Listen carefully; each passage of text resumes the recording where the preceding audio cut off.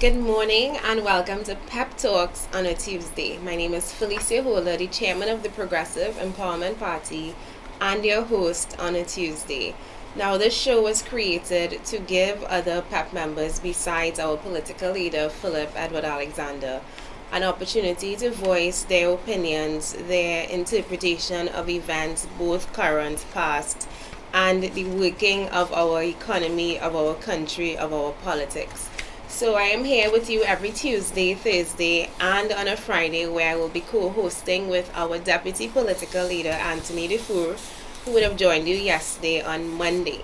Today is the 18th of February, 1 week before Carnival, and we have a lot happening. We have so many things to discuss today, but before we jump into the whole melee, I'm going to introduce my co-host for the day, which is the head of our North Hub, Mr. Akil Camps. Morning, Trinidad and Tobago. It's a pleasure to be here.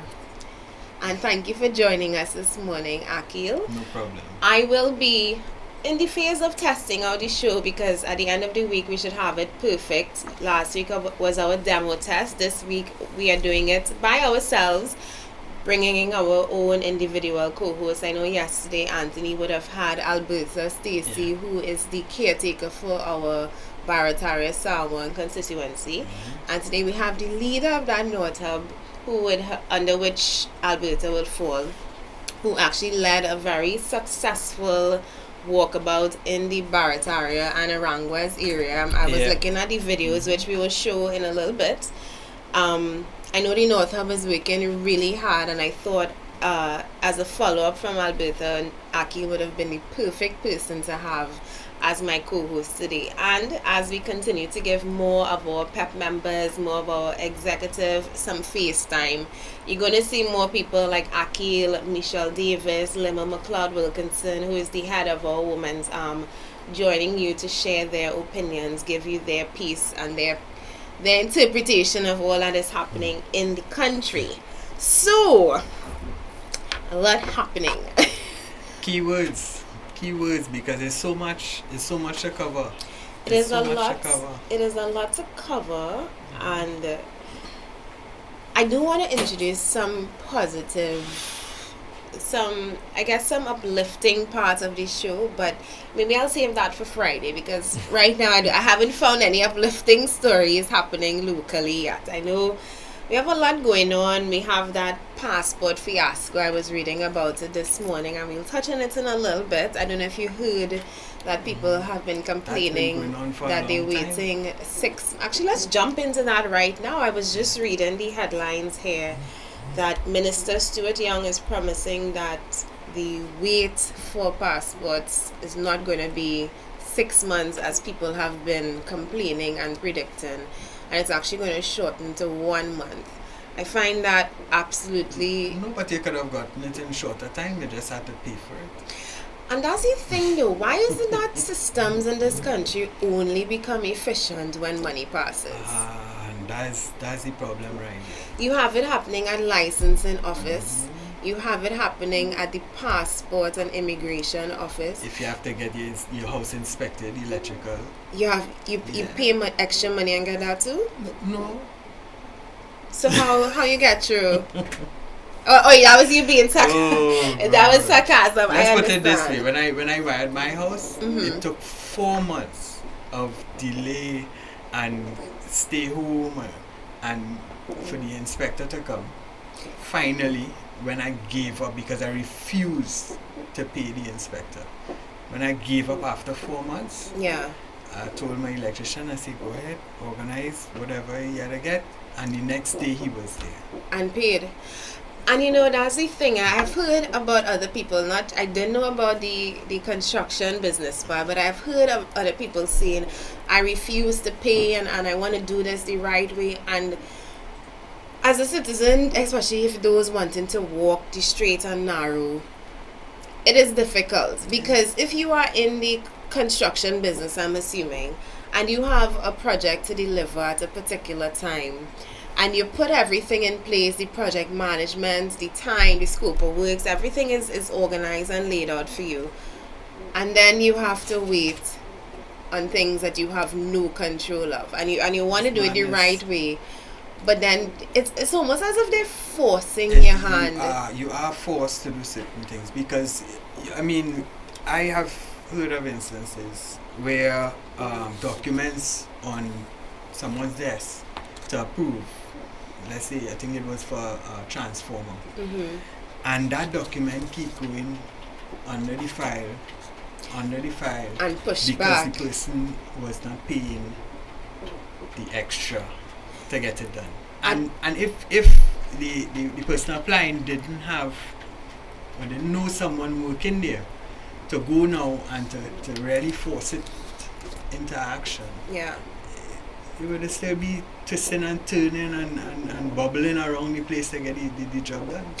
Right? At one point, the same used to happen for firearm licenses. No, you had to pay to get your file even looked at, and then Commissioner Gary Griffith came in and said that was the end to paying to get your firearm license. And this is good, because I mean, I don't want to stray off the topic, but we need more people like Gary. In this case, we have the judge, Frank Sipasad. Yeah, these are the kind of people we need coming out and standing up and representing and working for the country, because this is the only way that things can start to change. And people seeing the change. People can't deny that we had some change. Now, Gary don't have an easy job. Doesn't. You know, all the elements against him. And crime cannot fix by attacking crime alone. There's so much things that have to fix crime. In fact, I always say crime could fix without dealing with crime directly. It can. Right? Dealing with poverty, for example. And as you mentioned, Frank Sipasad, I took note of his name because earlier in the show I said there were no feel-good stories. And while he is not a direct feel-good story this week, his name did come up again concerning the sedition case, which we will talk about in a little bit. But he, like Gary Griffith, are one of the few people that we have championing lawfulness in this country. We have so many people championing lawlessness. And I actually saw a comment by a woman on concerning the passport renewals, and she said, what's wrong with paying to expedite your passport?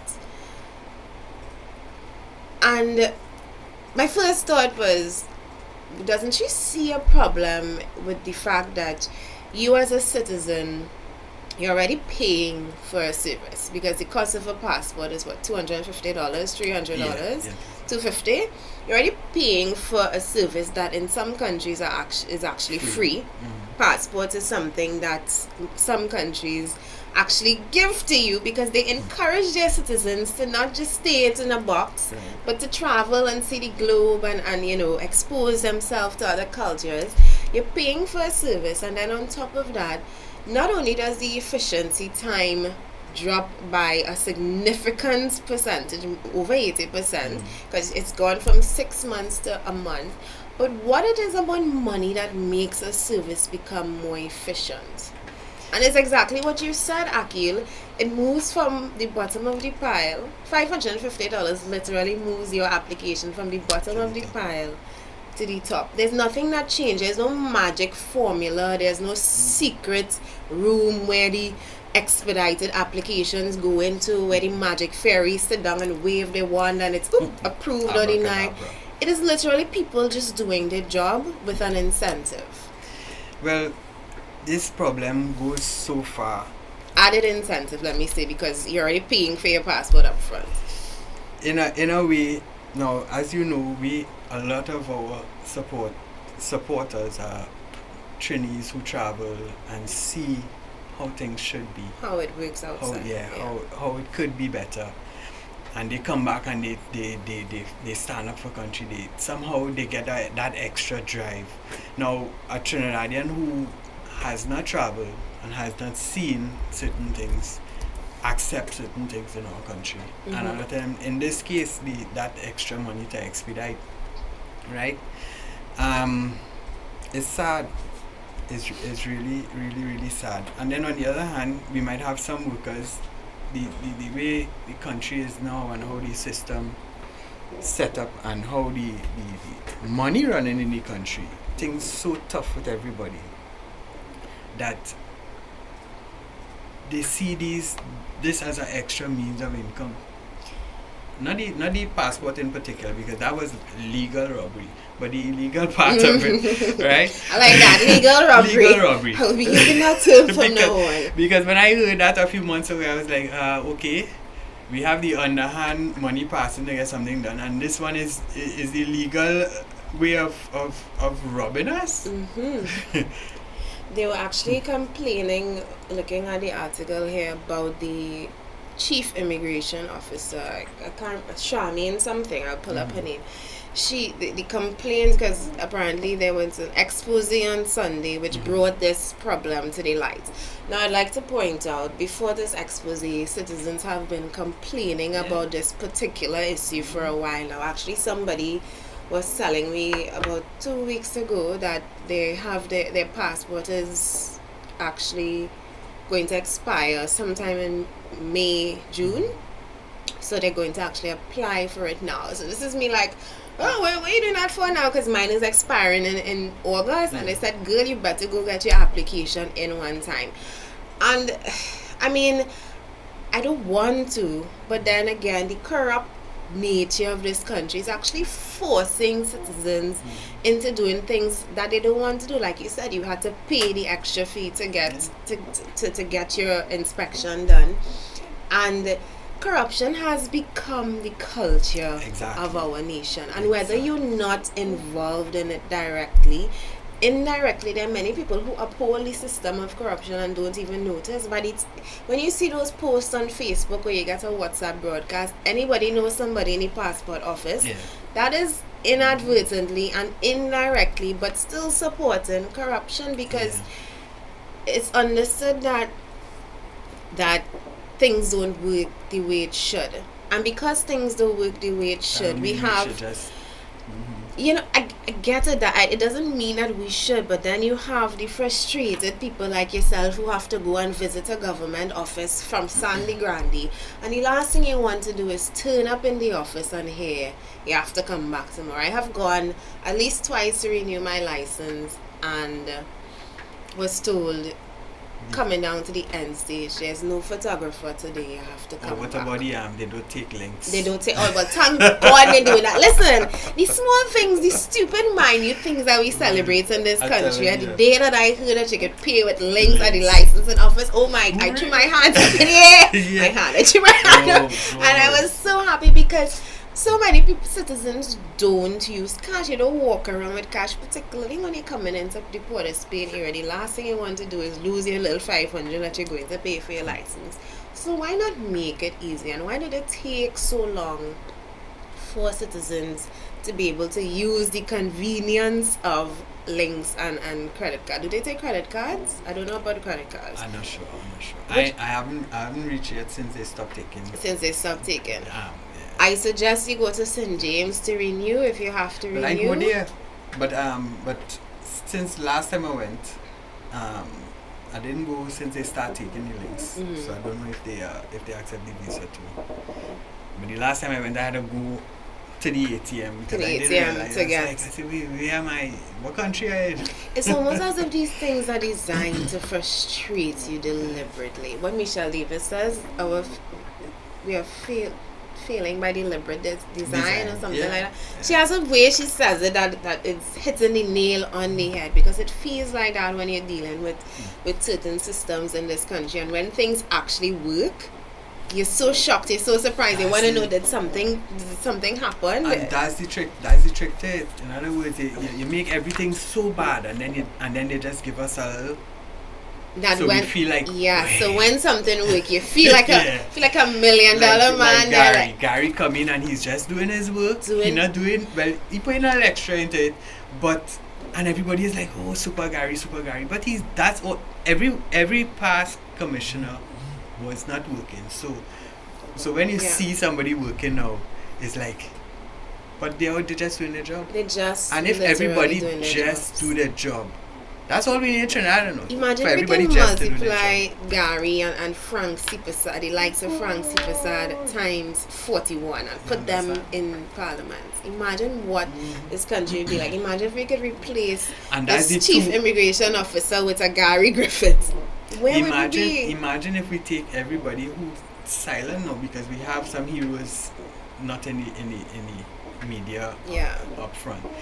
And if we take all those people and bring them into how the country is being run, to assist with the running of the country, to assist in fixing the country. We have people who deal with human rights, with homeless, to deal with the elderly. These people are heroes, right? We don't know about them.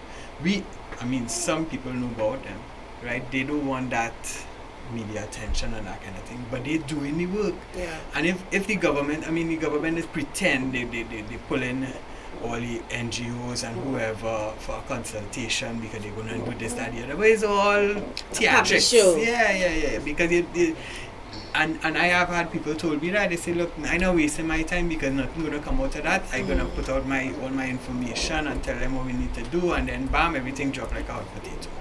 And it's true. It is true. Right? I do want to go into another story though, which is the whole Karukara, did I pronounce that right? Karukara festival that is carded to be held on Maracas Beach this Friday. And when I say it's carded to be held, I am not certain what is really happening with this event, because we have the Minister of Agriculture, and I was actually wondering why did he get involved, but then I know he oversees land and marine affairs too, so I'm assuming that the ocean part of it is what he's responsible for. The land part of it, which is Udicut, then we have the what's this other division that they had to apply to? There's the fire services part that deals with the actual FET layout and the number of people attending the event. Then you have the security part from a policing perspective, and then there's another stakeholder that is involved in the lifeguards under Udicut or tourism. The lifeguards are involved, and there's another division. I need to pull that up. It completely slipped my mind, but they were one of the stakeholders that needed to be consulted, and they were one that did not grant. Wait, stop right here. Yes. Remember, while you're speaking, we live in Trinidad and Tobago, right? Things happen. Left hand don't know what right hand doing all the time. And there's a case because even the representatives from Cara, alright, they are always saying they had discussions with MPs and this one and tourism and all of that, right? And look how things going now. 1 minute they stop the state, next minute it start back. Now minister come in and stop it, right? And they're like, I'm sure they're saying, what kind of papi show country this is? How this country running? How we surviving? The guy in charge of the lifeguards, forgot his name, he was on the radio yesterday. And he said the announcer asked him if they're gonna have lifeguards there. He said no way. And I agree with him. Because how you having a party on the beach, right? You're gonna have people drinking in the water, right? Already on a normal day, you have bathers and kind of things happen. These lifeguards have to go out. They put themselves at risk when they go out, because you imagine you drowning and you reach a stage you're desperate now, and the lifeguard come to save you. That might be you alone. Okay, he take you, he bring you out. You have a set of people in the water drinking. Under the influence, I'm not saying, not everybody, but you will have the one or two, right? Some things happen. The lifeguard has to come now, get through that crowd. Then you might have some heroes in the crowd want to save the person also. So the lifeguard not dealing with just one person who's drowning. You're dealing with a few people, right? Things could escalate. The lifeguard and a few others might end up drowning too, right? We know how unpredictable Maracas Beach is. 1 minute you go, it's nice, the waves not that bad, the terrain good, and then all of a sudden, massive waves. tumbling you all over the place. We are also expecting a swell, I believe, if that's the correct term, that's supposed to hit us on Wednesday, which is going to last all the way through the weekend. And from what I have seen, construction is still ongoing. Last night, actually, the last thing that I saw before I went to bed, scrolling through Instagram, was the advertisement for the Caracara event. And they're still advertising it as the stage in the sea. They're still advertising it as this beach festival on Maracas Beach. And I'm asking the question to myself, is this still happening? And if it's still happening, is this a case of licensing office and buying a firearm where you're passing money under the table? Because all of the stakeholders involved are saying we did not grant approval. So then how did the promoters of this event, how did Jules, how did Caesar's Army, and I'm calling these names because these are people who throw fests that I have been to. But not because you're a promoter means, or not because you're bringing a festival that's supposedly acclaimed means that you can bypass the systems that are established for a reason. No, wait. It don't have systems. You're forgetting the country we live in. There is no systems. The system is, you find somebody big in government, you speak to them, they will let you know what you have to do. Alright? The thing about it though, and I was listening to Gary Abood, and this was something I didn't consider. The first thing I thought about was the citizens actually attending the event, and those who are not attending the event. So those residents of the area, because when I checked out the time of the event, that one I'm gonna ask you. It was really concerning. It's 1 p.m. it's starting and it's finishing at 9 p.m. Now, Maracas is a public beach for all who knows. It's not a paid. It's not going to be that public that day. And that's the thing. Who was consulted from the Maracas village to let them know that this event was happening? No. You're going back there again. What consulting? No, not in Trinidad. Not in Trinidad. No, but actually, we laughing, but it's a real serious thing, though. I was checking the website, and where they had the same fete in other countries. And if you look at the water, the water that they use, yes, nothing like Maracas. It's a pigeon. This originated where in Guadeloupe. I believe it's Guadeloupe or Montserrat, one of those islands where they it's the first time this festival is coming to the English-speaking Caribbean. I know that for a fact. When exactly what you said, when you look at the pictures, it's calm, serene water. It's a pigeon point kind of setup. I went, and I was telling Philip this last week Friday, I actually went to an event, Beach House School of Fete, a couple of years ago, and they had a stage in DC, and when I tell you it was the most beautiful, gorgeous thing, it was gorgeous. But it was nowhere by Maracas. It is not in that part in Chaguaramas where they used to have KFC. They have now replaced it with this water park thing, but in the back there, they call that Shaka Cabana, yes. No, not Shaka Cabana. That used to be called something with Shark Bay or... Okay, well, Phillips, I believe Phillips said Shaka Cabana. So if he wrong, you made a mistake. But that... Sharkville, okay. But the water there is very calm. The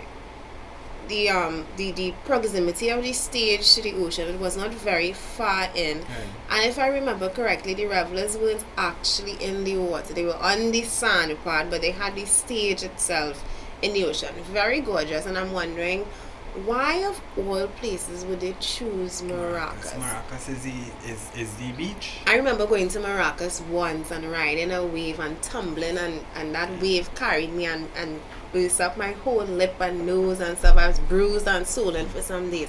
I was scarred. I didn't want to go back to Maracas for a while after that. But that's testament to just how rough and how unpredictable the waters are down there. For me, Maracas is not my first choice.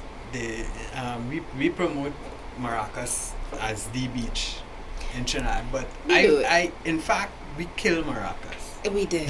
What Judicial did. And you could die when you go Maracas, because when you park in the car park and you have to cross the road. Oh, right? Running like a headless chicken across that road. I mean, when they were upgrading Maracas, I was so happy. I said, well, nice, they're going to fix the car park. And without thinking and without asking, I pictured the car park coming where the road is, closer to the beach, and the road somehow going behind the car park. But I stupid, you know why I stupid? I should have asked. I should have, while they were doing it, I should have done a live or something and asked, so where's the layout? The road going behind the car park now? Yeah. Because, I mean, I believe after $61 million to fix the car park, nobody thought. And the road still between the... No, but wait, hold on. We have the next side of the coin that they're hoping that they come in government next. So they're now going to say, okay, we're going to do this how it's supposed to do. Mm-hmm. So they're going to go and renovate it again and put the road behind this time. Right, so it's a $61 million.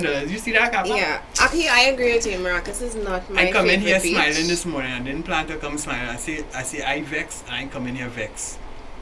But my wife just tell me I mustn't get vexed and I mustn't quarrel. Don't worry, you got to vent your spleen in a little bit when we talk about your North Hub walkabout. So we're going to take a quick break and come back to Akil Camps, and he's going to give us a little insight into his walkabout on Sunday, and we're going to touch a little bit more on current topics of the day. We'll be back.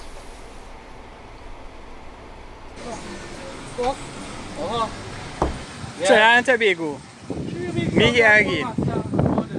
Right now, I came up the Quasi and I swing right by the fork and stop on the bridge above the Aranguez River. Right? There is a sewer line broken. It looked like a 10-inch line, could be around that. Broken. Someone was losing their job, they come and fix it. This is that country that they say that's working functionally. This is what the government says is proper governance. Tell them that making sense. They hear me on this. Oh, why was I fixing that? But if that water is running in Parliament, they would have fixed it. But that water ain't running there. They're running sour. This is sour. This running, going down all around ways. It's 4 people that eat this and that vegetables from this water. 4 people. Nobody, no blue flashing lights coming down here. So they can't fix it. But if it was affecting them, they would have fixed this. This is bullshit. This is bullshit at a capital B. Right?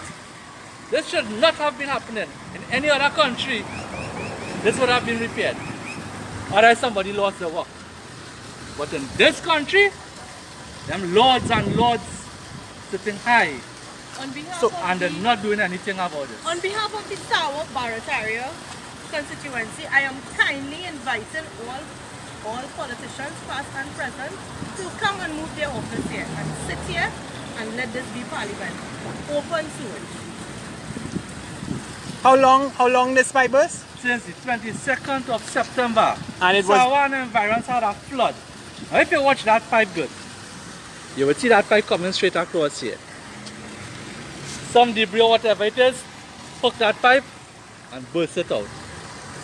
Since the 22nd of September, how much thousands of gallons of waste, of human waste, of fecal matter, of urine going down in that water.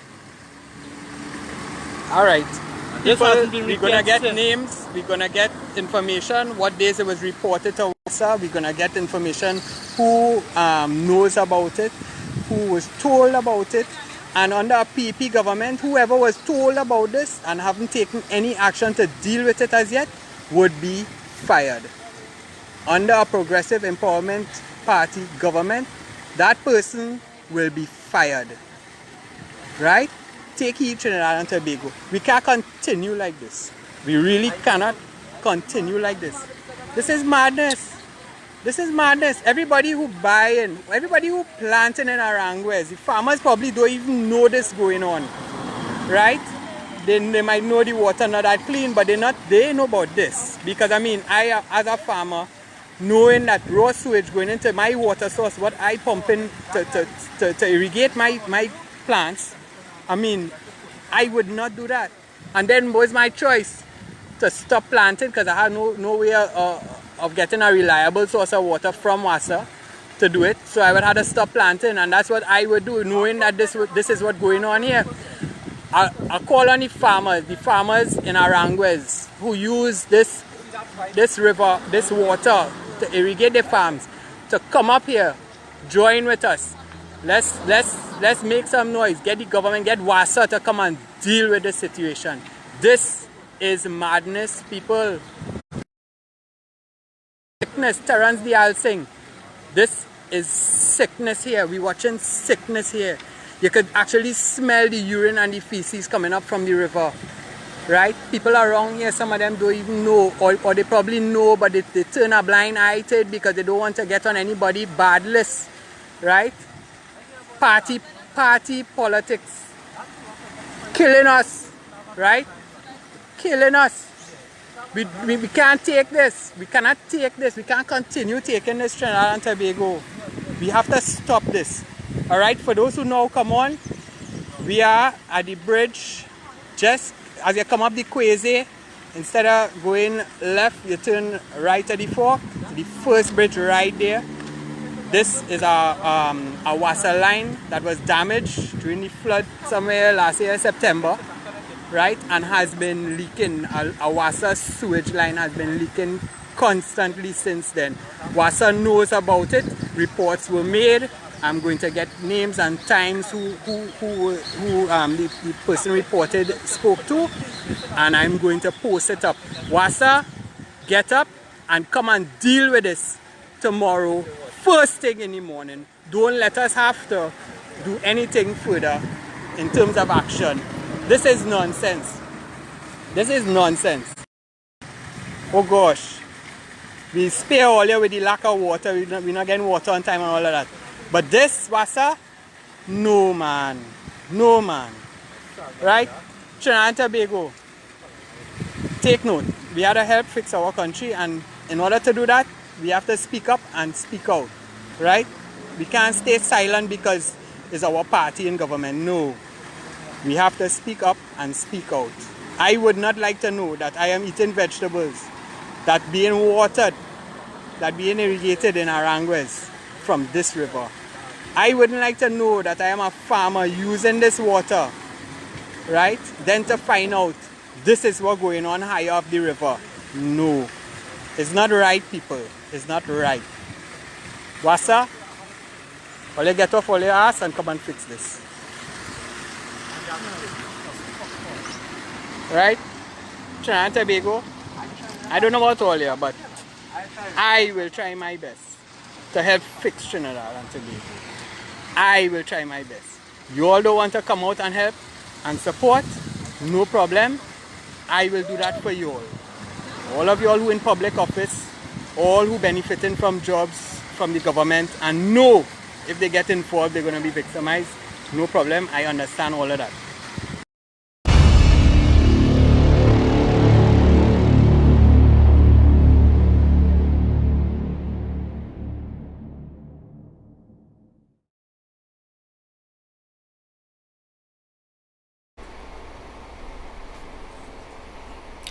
And we are back to discuss some more of the heavy hitting topics for the day. And I just want to remind you that you can call in to the show on the numbers 347-4737 and 684-9107. But before we take some calls, we just showed a video during the break that I'm going to turn over to Mr. Akil Camps to explain to us what was happening in that reel that we just saw. First of all, I just want to apologize to everybody. I know this or that video should have upset everybody watching this video right now. Because, and seeing it on a video and seeing it live is two different things. It's sad. It's sad that this problem has been going on so long. It's sad that we have people in government who knows that is happening and they are not doing anything but making excuses as to why they can't deal with it. Problem is too big, right? All problems could be solved. All you have to do is have the willingness to want to solve it, right?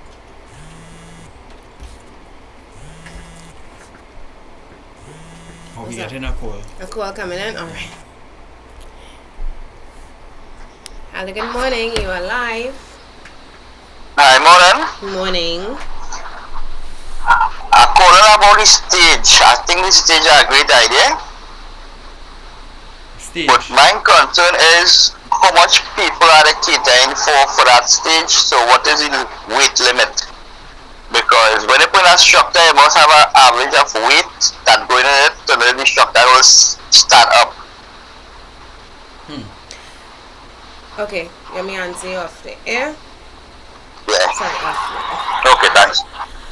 Now, I remember when I saw the first time, I heard about it the first time when Philip mentioned it. So I went and I was actually looking it up because I completely out of touch with what is happening for this year carnival, which is a whole complete 180 from me last year, involved in everything. Right. When I heard about the festival, of course, and I read about it, trying to understand what they were trying to do, I realized that they were trying to mimic what they would have done back in Martinique or Guadeloupe or wherever they had it. Like we discussed, of course, the water is different. Yeah. And in theory, having a stage in the sea, I agree with him.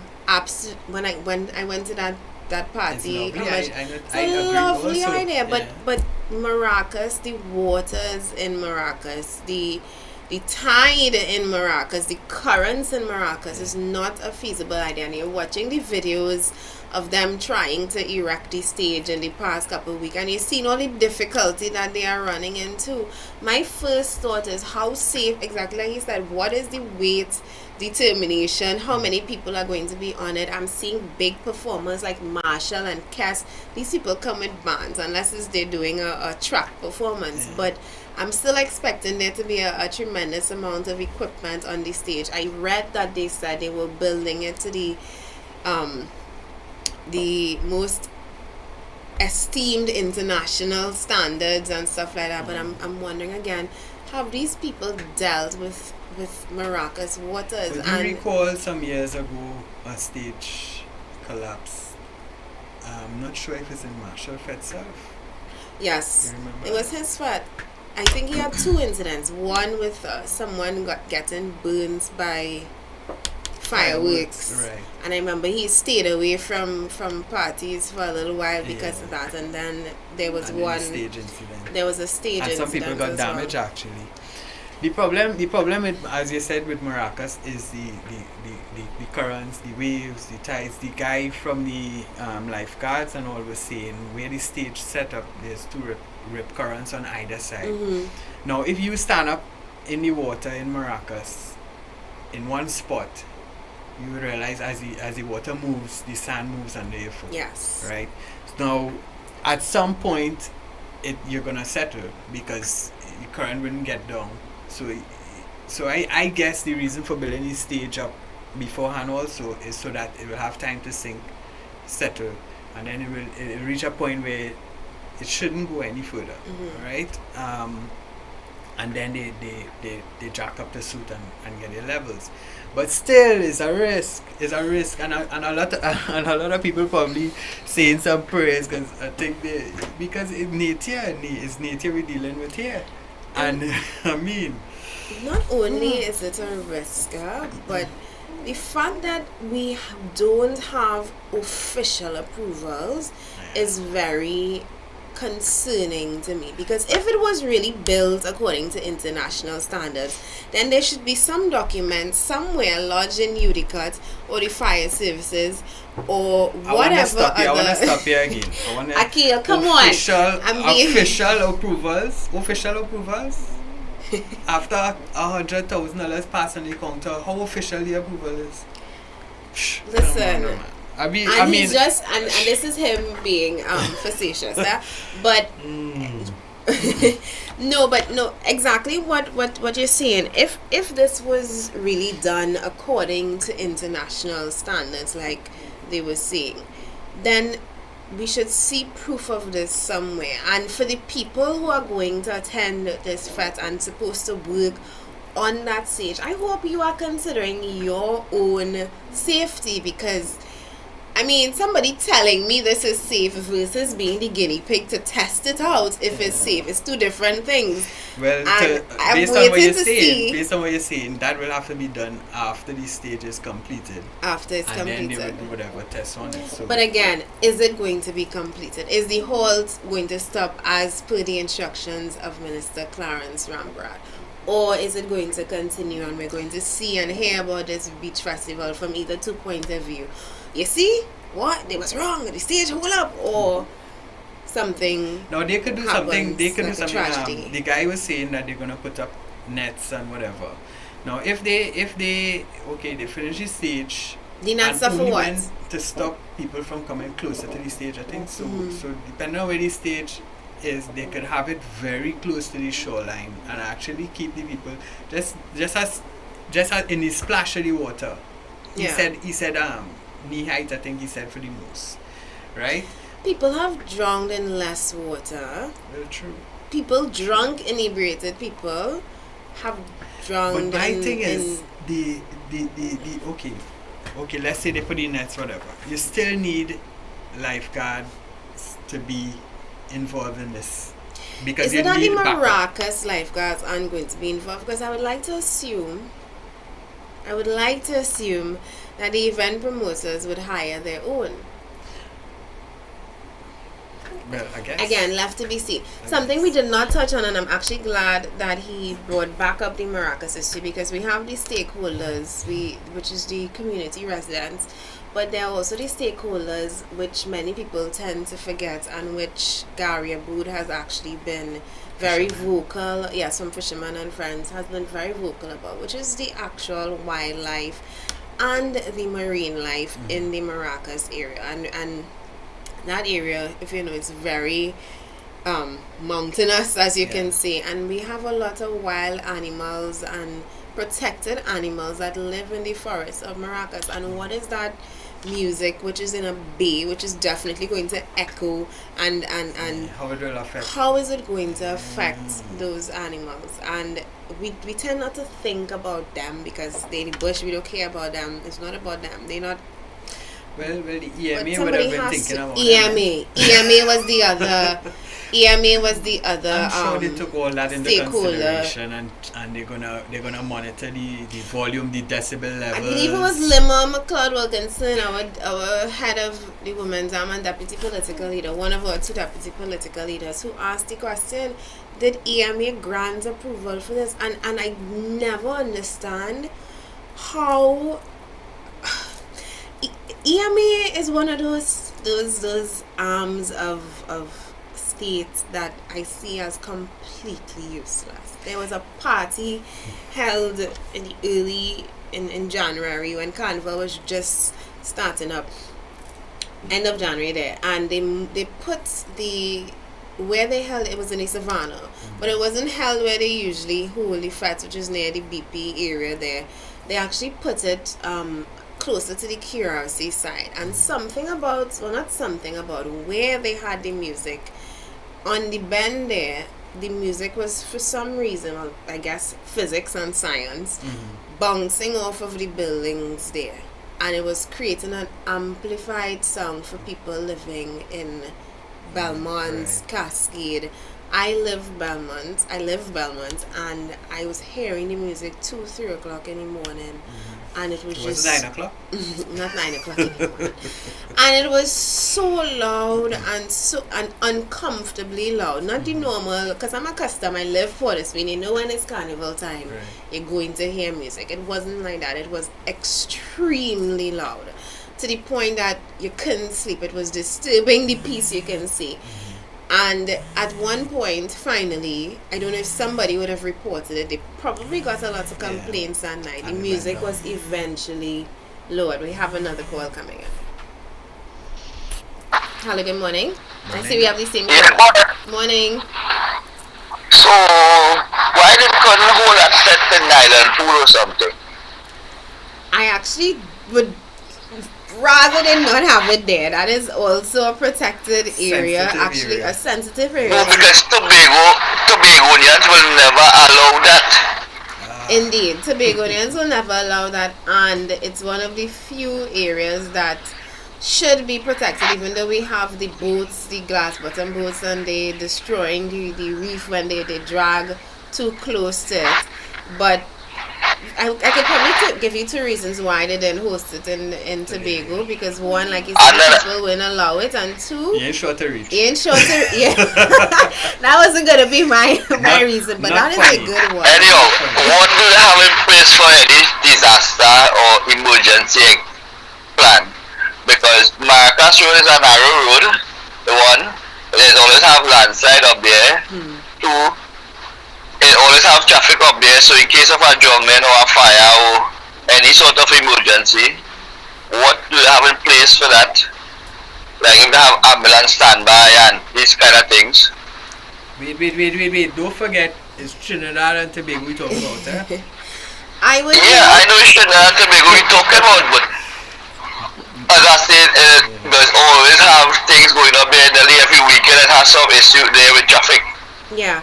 It's similar to Chagaramas and Carnage, where it's literally one way in, one way out. I mean, unless you're passing over Blanchishes, which in an emergency situation is completely impractical. Yeah. The nearest health center is where? There's a Maracas Health Center. Is it open at that time? Again, questions that you have to ask. Now listen, I don't know these event promoters well. I mean, I know Jews and Caesar's Army. I don't know the Caracara people. Yeah. I am hoping that this is not going to be another Fire Festival Part 2. And for those who don't know the Fire Festival, Paula, I don't know if you'd like to listen to the rest of it if you have any other questions. Another thing, I only hope they put proper urinal and enough urinal in place, so that when they finish, the beach don't smell like urine. I agree. Thank you much for your call. Thanks for calling. Fire Festival was an event that was supposed to happen back in 2017 that they advertised. Jarrell was one of the promoters, and it was an absolute failed event. It was supposed to happen in the Bahamas. It was advertised as a destination Coachella, literally a rave festival. When the patrons turned up to the event, most were from the United States of America. I believe they paid upwards of $100,000 for a ticket, or $500,000. One of those high, ridiculous prices. When they turned up, everything that was promised to them was nothing. It was a sham. Like, they were sleeping in tents. The tents were blowing over. It was a whole fiasco, and many people are comparing this Caracara festival to a Fire Festival 2.0. I'm really hoping it's not going to be like that. But exactly what he said, I don't know these promoters, and they already started off on a wrong foot. And I know we're talking about this for a long time, but it is concerning to me as a citizen that not only are we not sure about whether they have the right approvals. Actually, it's been proven that they did not have the right approvals. But because of that, we don't know how safe this event is going to be. We're getting their word for it, but it have ways. I mean, he mentioned the traffic going in and out. Now, if we have police along the way, policing the drivers, I mean, they will come out safe and they will behave themselves, right? The problem is when you have nothing set up like that. And you have people now, you'll have the one or two that decide they're not going to wait in no traffic. They're going to take chance and overtake on the down lane and speed up the road. I mean, I have seen it. In fact, in one instance, I remember coming from Maracas and had to stop and go down the cliff and pull up people out of their cars. Right? So, yeah, that's the danger there. And the thing is, the questions are if questions. Are we going to have police on the road? Are we going to have maybe they should have a mobile health unit on the beach itself in case anything happened to anybody, especially foreigners, so they don't go back with a bad image of Trinidad. So we should have probably some kind of mobile. We have them, the Ministry of Health have the mobile units. Post 2-3 of them up there in case of anything. You have to get the lifeguards on board. The Maracas lifeguard, they know the waters, they know the beach. right? They have to get in. They have to be on board. If they're not on board, that part is very concerning to me because hiring external lifeguards is no problem. Right. But these lifeguards know the beach, they know the currents, they know the riptides, Exactly. they know the tide, they are versed in saving. I believe just this weekend somebody almost they drowned. may see something coming and That be able to. the others can't Yeah. see. I don't want to be on this topic much longer. I just want to say to the promoters of the Caracara event, if this is still happening, one, I really hope that you're not still constructing that stage in the sea. If you are, I really hope you have gotten by this point the approvals required. I mean, apart from the stage, I have so many other issues with where the event is, how it's being done, the stakeholders that are being impacted and affected. I can just say I hope that this event, if it happens, is a safe one and we have incident free. spoken about litter in the ocean.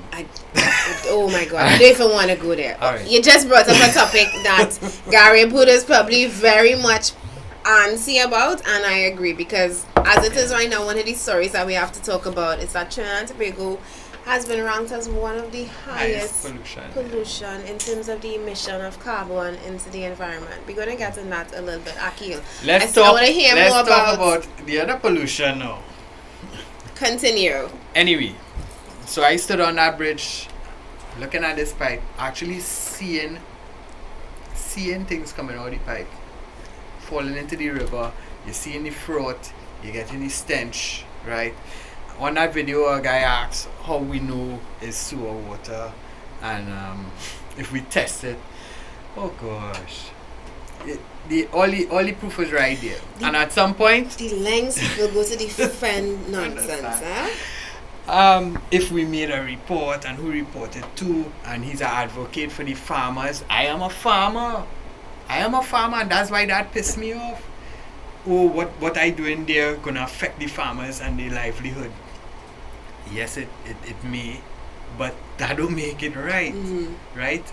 If I'm a farmer in Aranguez, knowing I pumping water out of the river, to find out that going on, to see that video, I personally will stop taking water from the river. Yeah. If that means not being able to water my plants, so be it, right? But not everybody will do that. But it shouldn't be like that, though. It should not. When we had the drought last year, When they seize the pumps from the farmers, when they seize the pumps from the farmers, absolutely ridiculousness. When that happened, I mean, it raised the issue of how are we treating with our farmers, the people who are literally in charge and responsible for putting food in the hands, on the countertops, in the plates of the nation, and are they being supported in terms of get their crops or do they have to resort to measures like we see? Why it is that we could buy stuff imported cheaper than we pay for the same stuff from our farmers here sometimes, and it's for the same reason why they're not supporting the farmers, because they make things, the cost of chemicals, fertilizers, the kind of support the farmers don't get. I mean, I'm not saying our farmers overpricing the goods. Because being a farmer, I know the work involved.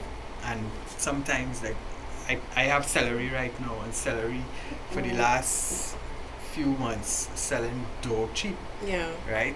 Celery fluctuated from what kind of $20 a bundle to $80. But what causes that, though, Akil? Isn't it? Actually, you tell me what caused it, and I will tell you what I think it is. What causes things like when I remember one point tomato went up to ridiculous price, and then it dropped back down to dirt poor Normally prices. that happens when you have a okay. The farmers will watch the market. They say okay, well, depending on the weather too, and they would try to guess okay. Nobody have tomato, so I want to have tomato when nobody have. Yeah. That's when the price will be high. And then when you do that now, sometimes if you can get the timing right, it's not only one farmer thinking that, all thinking that. So everybody will plant And tomato. that is what I was assuming, that prices drop when you have an oversupply. Right. PEP policy, and it's a perfect time to introduce Yeah. PEP policy, because our policy is based on based on consumption data. Yeah. So that you don't have 100 farmers planting tomatoes at the same time trying to get $100,000 dollars in crop sold to a very small market. There's only so many tomatoes you can eat. There's only so many times you can have salad. People are not going to buy more, especially a product like tomatoes, which don't last very long. You buy when you need it. You don't leave it and stock it. So as it is right now, what you said is so very true. People are doing these things blindly, saying, okay, you know what, I have land, I will plant this. Why not have a system where these amount of farmers are responsible for this, and these amount of farmers are responsible for that, so that you don't have a case where a product internationally, which can be sold cheaper, come in and undercut the people who are working so hard to put out all of this labor, only to have an oversupply and wasted product. I think that probably makes farmers sick to see you have all these products and they're not moving. As a farmer, doesn't that? Yeah. I mean, it determines whether you continue planting or not. In fact, I have neglected my field for the last 2 weeks because it don't make sense. In terms of the salary, the price it's selling at, it don't make sense. So I mean, it's sad. I'll watch it. I'll still have some customers who call and want stuff. I didn't get mine yet, sir. Yes. And then water is an issue with me because where I live, when is water not we an only issue? get water twice a week sometimes. When is water not an issue in this So country? when rain not falling, I have to be careful how I use any water. In fact, I was going to bring a bundle of celery here today to demonstrate, to show you what it looks like without when I'm not getting water. Oh.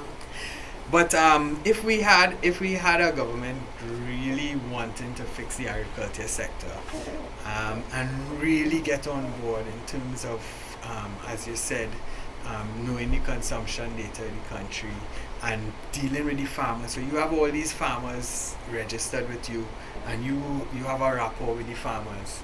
Now, to some point, NAMDEFCO was kind of doing that when I was seriously farming. They would come by me and they would see what I'm planting, and they did. So they would have an idea when this coming in, when that coming in, and they have a record. So they could look for a market for you also. Yeah. And that was part of their mandate.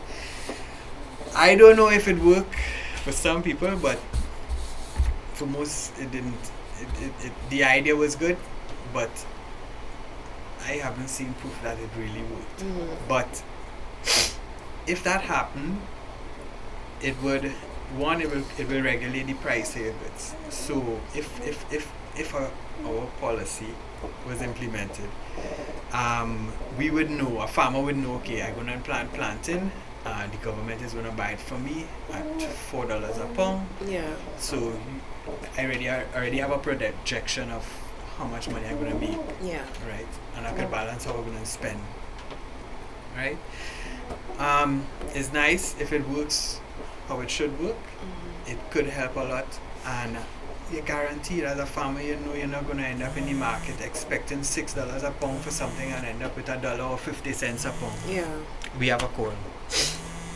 Oh, this is our most dedicated caller. Good morning. I should know your name by now. What's your name? Hello? Hi. Morning. Yeah, morning. This is the third time you're calling and I don't know your name. What's your name? I am Gangaram Sukdev. Gangaram Sukdev.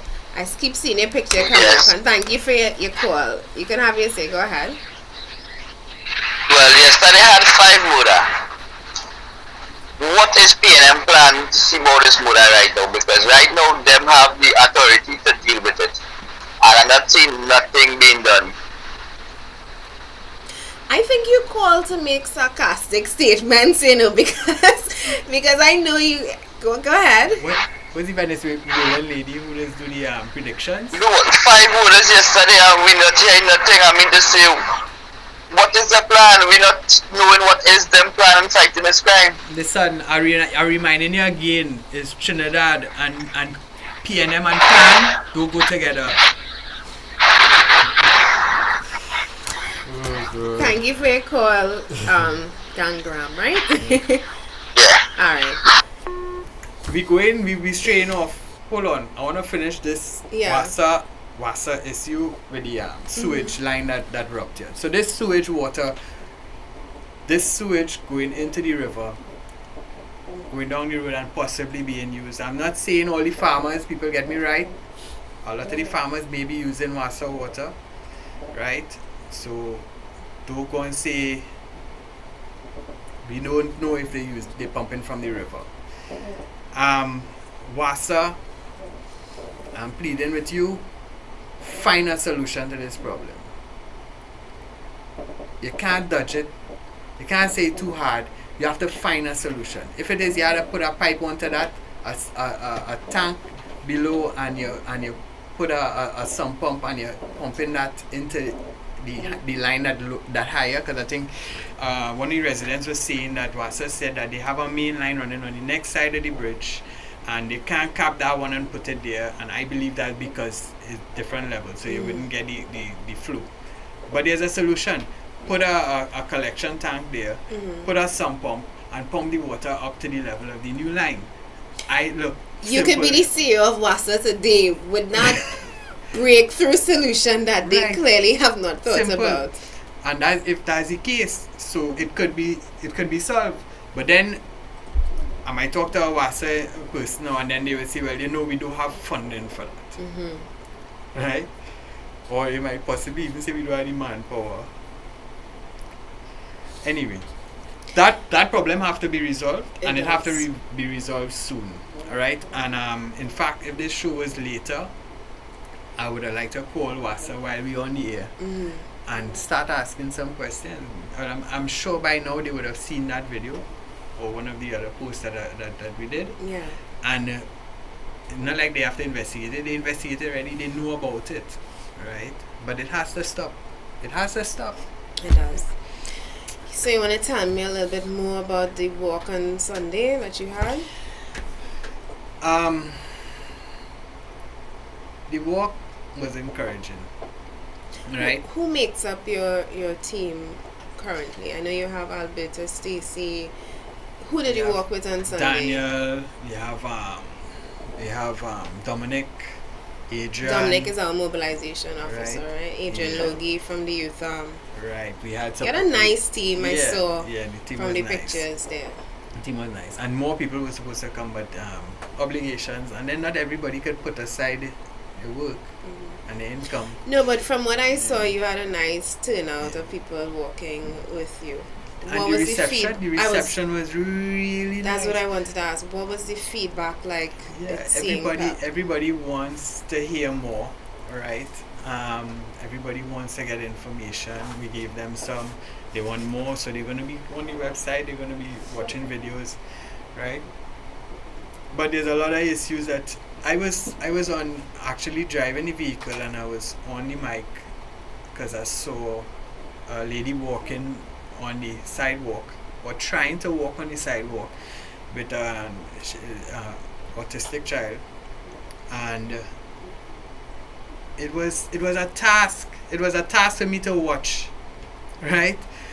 She had to be stepping over big slabs of concrete covering manholes like 4 inches thick, so it's like your stairs on top of the sidewalk. I have some pictures of this kind of thing, not from that area though, from Indigo Martin. And then the holes, the manholes that had no covers on it, she had to dodge. And then with this child, and it's an elderly woman, she looked probably in her 80s, right? And have you ever seen a blind person try to navigate our sidewalks? I wouldn't recommend any blind person walk in Trinidad. Anytime I see a blind person walking anywhere, my heart literally hurts for them, because I see them trying to navigate, and I see, I mean, they are some of the most independent people that you would meet, and I see the challenges that they face with getting around our piss poor nation's sidewalks and roadways. And I worry for them because it's like a handicap on top of a handicap. And I don't like to use that word handicap, but you are challenged physically. You can't see, and on top of that, you have to deal with this additional pressure and it.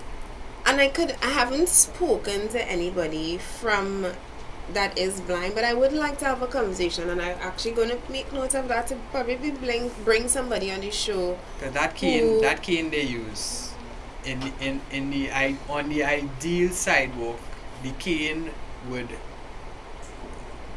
be moving in a motion like that, so you're feeling for object, wall, edge of the pavement.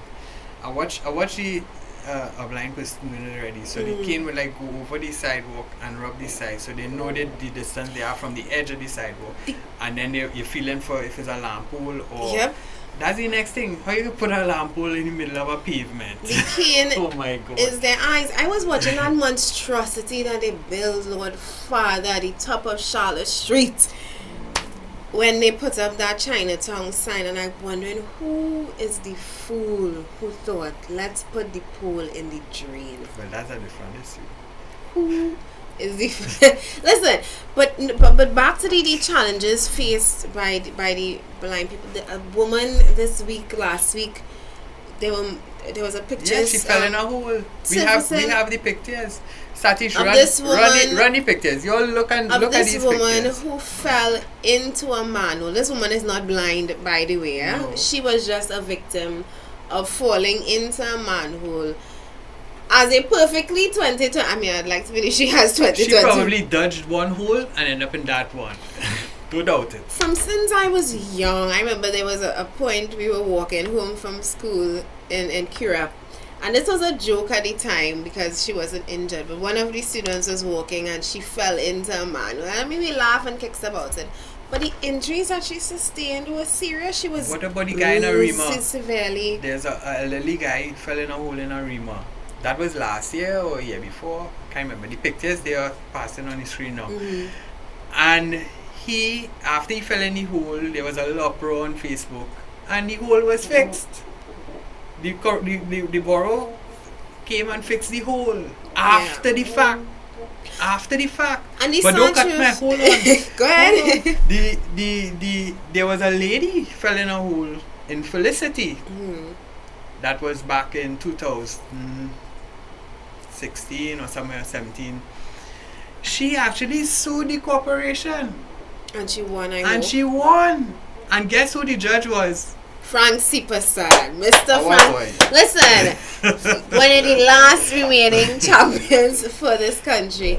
And I mean, you would have seen the pictures by now, and I believe she sustained a broken leg as well. And I don't know. I didn't get the full. I didn't read the entire article, but what happened to her? I mean, come on. These are our nation's sidewalks. It's where people have to walk, and I get mad when I see people walking in the road. But then sometimes you have to look at what they have for pavement. Sometimes you have a pavement and it ends, and then it continues later down the road, and you wonder who was responsible for this, and when is it going to be fixed, if ever. Anyway. Wait, before something I wanted to say also. Kariri in 2016 did. Y'all notice Akil came with his notes. Yeah, he came prepared. Prep. I like it. Go ahead. As concerned citizens, we cannot allow wastewater to be disposed of in any precarious manner that may be dangerous to human health or pose potential damaging effects on the environment. They came up with we actually have a water pollution rules, that was from since 2001. We have a lot of things laid out how things should be. Kariri, they started a unit, effluent management solution unit. Alright, they have hotlines and things to call here. And I'm going to give them a call. I got all this information last night. I'm going to give them a call because I mean we have all these things set up already. But are they working? Are they working? Who's driving around? Who's looking for these things? Who's reporting? Who do you call when you see something like that and you okay, who I call? Water and sewage, like WASA. Call WASA. Yeah, we know about that. We're working on it. Okay, a month gone, 2 months gone, 3 months gone. WASA, it's still leaking. What's going on? Yeah, we're still working on it. Next 2 months. So why we don't have things published of protocols? Okay, you see a leak, call WASA. That's your first step. Nothing happens, call this department. Nothing happens, next department. And you go straight to the top. In As other it words, is right now, there's no way to determine who is in charge of what. And sorry to go back to this event, but the Cara Beach Festival proved that when Philip had to call Maracas Beach to find out who was in charge of the beach chairs, and he was put onto every single division and nobody was responsible. Cara Beach, nobody wanted to accept Beach Festival, nobody wanted to accept liability for granting approval. Who is in charge of what in this country? Trying to get something done is like literally walking through a maze with no exit. You go here, you don't get to, you go there, and it is designed to frustrate people. So that you say, you know what, I don't have time for that. I don't have time for this. Water, sewage running into the river. Yeah. Forget about you know what? There's no way to deal with this. It's your proper functioning working government would have people in a constituency, like a constituency board or supervisor that is in charge and responsible for something. And that's where it's headed. And the fact that we don't have that right now is reason enough to do away with this entire local government system, because you call it local government and they're going to put you on to any and everybody. That is call the AMA for that, call WASA for that, call the Ministry of Works for that, and there's no actual person who wants to accept responsibility, and that's a major problem. And you can't even go to the MP because the MP too busy. Number one, you can't see the MP. You had to make an appointment a year in advance to see I the always MP. wonder what is the point of an MP. What really is the point of your member of parliament? But the problem is how the MPs are. They are the MP, most likely have some ministerial position on some state board, on some other board. They really don't have time. Stuart Young is the MP for Police Bay, North St. Anne's, that's my constituency where Belmont falls under. And I have seen him twice in the constituency. 2 times he came to install an awning on the local bar, and the second time was to finish the awning on the second side. Because as it pertains to community development and building the community, the bar is the center of the community, and it is that bar in Belmont. So where all the local drunkards can be found, all of the You ever see me there? frustrated good one. All of the frustrated people, all of those who go and spend, and it is a culture, it's a bar culture, because that's where you go and relieve and release your Kind of stress. stress we go through. But talk community development, talk developing our parks and our fields. I was listening to that ad. Every time I hear this ad on the radio, I get pissed. Literally, I use that word. I don't like that word, but I use that word. I get pissed when I hear that ad. It's talking about renting sporting facilities. Are you looking for a sporting facility to rent? With And what then, money? How are poor man supposed to do that? and You I know what think, they rent for? A party. and I think Brian about Lara Stadium. I think about all the grounds and fields overgrown with razor grass and unkempt and just left to fall apart, to the point that we now have to rent, and they're encouraging you to rent sporting facilities, which we know obviously if you're not well off is not going to happen. It's a shame because each community should have an area for youths to play and be involved in. And Stuart Young, the bar is not the only thing in Belmont that needs your attention. The garbage across the road from the bar that has been plaguing us for the past 20-something odd years, that is also an issue. And the next time you come to Belmont, I really hope that you take a pass by that garbage and maybe consider building an awning over there. I don't know, but it needs to be dealt with. And if it's not under you, give me the chance, give me the opportunity to do it. I would like to take the issue of rubbish in Belmont. I would like to handle that as your member of parliament. So Belmont people, you're fed up of walking over rubbish? Elect a Progressive Empowerment Party government That's into the office. solution. That will be the last time that Easy you have to peasy. pass rubbish Easy peasy. on the road. It's You- 7:17, and if you want to take a break and come back, we still have a lot to talk about on this list of things Party here. now start. Party now starts. We're gonna get into some heavy topics when we come back. Antel is Trinidad's most reliable and technically experienced ICT company, providers of quality structured cabling, Cat6 data fiber and power cables.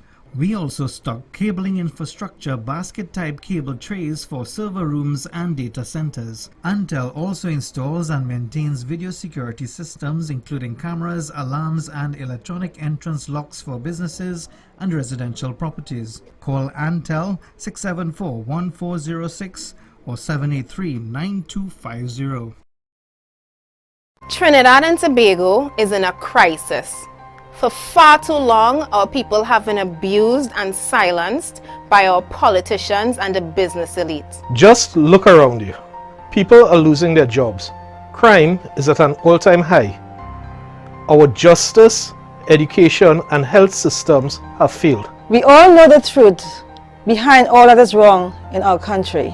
Corruption is destroying us. Billions of our dollars are being looted by a small group of business people that use our politicians to divide and distract us, So they can take what they want, leaving us with no hope for a better country. All of this is because we've never had leaders who seek the interests of the citizenry as their first priority. I am here because I'm not taking it anymore. I am here because I am not taking it anymore. I am fed up of politics as it is in Trinidad and Tobago. It is time we elect leaders with the backbone and the love of our people to go after the corrupt, evil elements in our country, hell-bent on serving their own pockets while we suffer. And it is time that we as a nation take a collective stand against wrongdoing. So we are making a plea to the nation to rally behind us. Because our freedom of speech is being threatened by those who don't want us speaking out on these issues. A man that I greatly respect is one of those leaders fighting for a better country. His name is Philip Edward Alexander,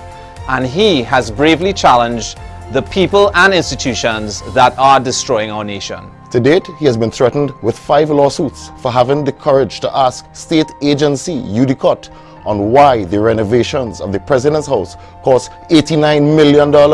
When experts in the field have estimated that that job should have never crossed 20 million. Where did the rest of our money go? We refuse to stand by and allow any agency to use our courts to try and silence and punish Philip or any other citizen of our country for trying to seek the truth. If you're fed up of corruption and want to be a part of real change, support Philip and the Progressive Empowerment Party in this fight. This fight is not for him or us to bear alone. It is a fight for you, our loved ones, and our friends. It is a fight for the future of our country. You can help by making a contribution to Philip's legal fees and help him and PEP expose the truth and shine light over the darkness of corruption. Go to our website at peptt.com, click on donate and see all the ways you can pitch in.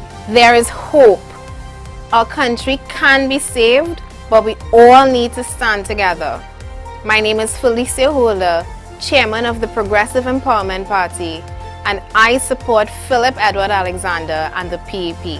I support Philip Edward Alexander and the PEP. I support Philip Edward Alexander and the PEP. I support. I support. I support. I support. I support. I support. I support. I support. I support. I support. I support. I support Philip Edward Alexander and the PEP.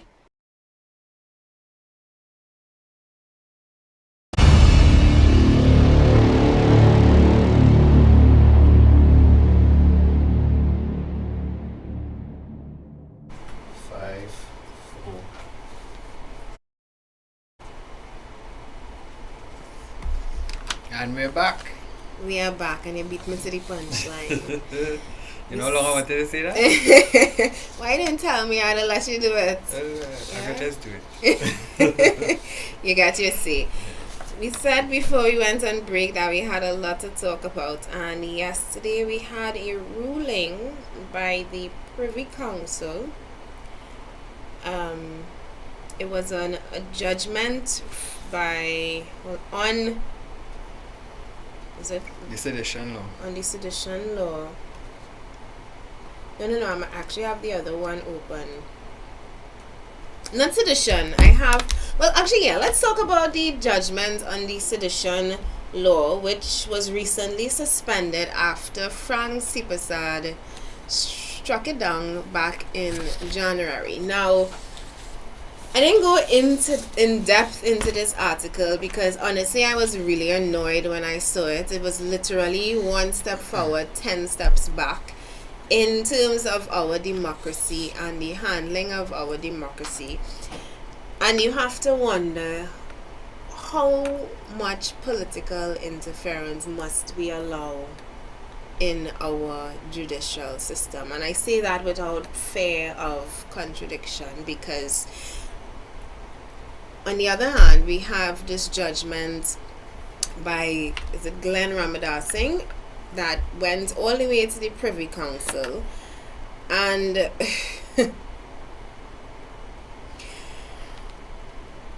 basically it just shows that Trinidad and Tobago cannot be left to be in charge of our own affairs. And it is a real sad thing, because when we became independent in 1962, we were supposed to, and furthermore when we became a republic, it was supposed to be an indication of us being able to manage and handle our own affairs. And yet we have, to this day, we have judges who clearly are not, it's like they don't understand our constitution. It's like they don't understand how politics is supposed to work. And we have our own political leader being sued 2, 3, 4, 5, 6 times by state agencies for asking questions that they are now using against him. We should thank God he didn't get charged for sedition.